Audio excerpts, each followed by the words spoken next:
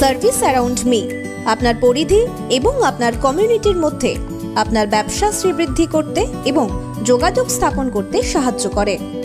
Service around me এমন একটি platform যেখানে যে কোনো ব্যবসায়ী, সার্ভিস বিক্রেতা, পেশাদার সে তার সার্ভিস প্রোডাক্ট এখানে লিস্টিং করতে পারে সম্পূর্ণ বিনামূল্যে। আমাদের মাধ্যমে আপনারা যে কোনো সার্ভিস পেয়ে যাবেন, সেটা আপনার বাড়ির যে কোনো ছোট ছোট কাজ থেকে শুরু করে একেবারে প্রফেশনাল অ্যাসিস্ট্যান্ট পর্যন্ত, তাও আবার আপনার এলাকার মধ্যেই।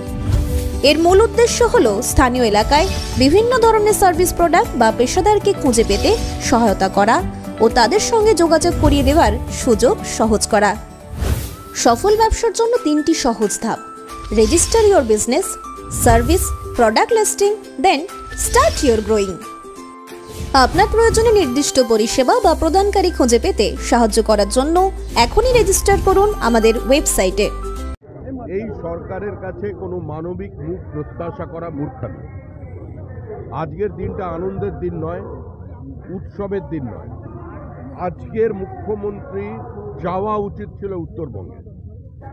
তার কার্নিভাল বাতিল করে মুখ্যমন্ত্রী উত্তরবঙ্গে গিয়ে মানুষের পাশে দাঁড়াতে পারতেন। প্রাকৃতিক বিপর্যয় হতে পারে, কিন্তু এই সরকার প্রাকৃতিক বিপর্যয় মোকাবেলায় ব্যর্থ। এই সরকার দুর্নীতিগ্রস্ত। তাদের দুর্নীতির এমন চরম পর্যায়ে পৌঁছেছে যে বিভিন্ন মিউনিসিপ্যালিটিতে জল নিকাশি পর্যন্ত ব্যবস্থা, সেটা মেনটেন পর্যন্ত এরা করতে পারে।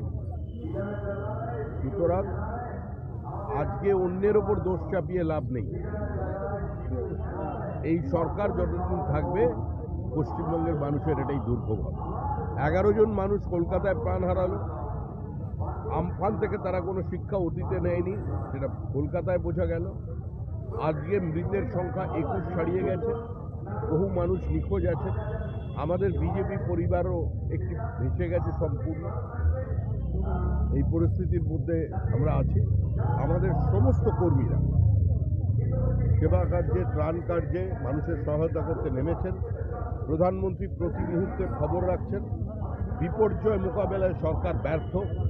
সরকারের এই মুহূর্তে পশ্চিমবঙ্গের বিপর্যয় মোকাবেলা করছে ন্যাশনাল ডিজাস্টার ম্যানেজমেন্ট ফোর্স, ইন্ডিয়ার তারা কাজ করছে কয়েকটা টিম। স্বরাষ্ট্রমন্ত্রী টুইট করে জানিয়েছেন আরও ফোর্স রেডি আছে, সর্বপ্রকার সহযোগিতা করা হচ্ছে। পশ্চিমবঙ্গের বেশ কিছু ট্যুরিস্ট সিকিমে আটকে পড়েছেন, তারা যাতে ঠিকঠাক ফিরতে পারে তার জন্য ত্রিপুরার প্রাক্তন মুখ্যমন্ত্রী বিপ্লব দেব সাংসদ, তিনি নিরন্তর সম্পর্ক রেখে চলেছেন সিকিম সরকারের সঙ্গে, এবং সিকিম সরকার আমাদের আশ্বস্ত করেছেন একটাই রাস্তা খোলা আছে, তারা নিরাপদে পশ্চিমবঙ্গবাসীকে ফিরিয়ে দেবে। এই পরিস্থিতিতে দাঁড়িয়ে চলছে। আমি নিজে কাল সকালবেলা আমি যাচ্ছি উত্তরবঙ্গে।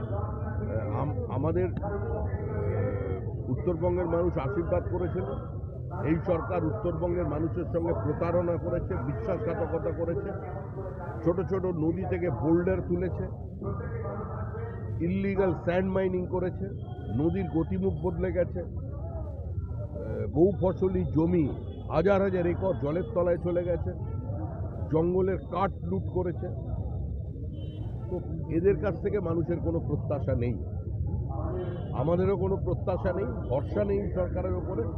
আমরা কর্মীদের বলছি পাশে দাঁড়াতে। সমস্ত সাংসদ, বিধায়ক আমাদের যারা আছেন উত্তরবঙ্গের এবং আমাদের পুরো দল আজ থেকেই এই ত্রাণ কার্যে নেমে পড়েছে। তৃণমূল কংগ্রেস কর্মীদের নির্দেশ দিয়েছেন পাশে থাকার জন্য, কি বলবেন?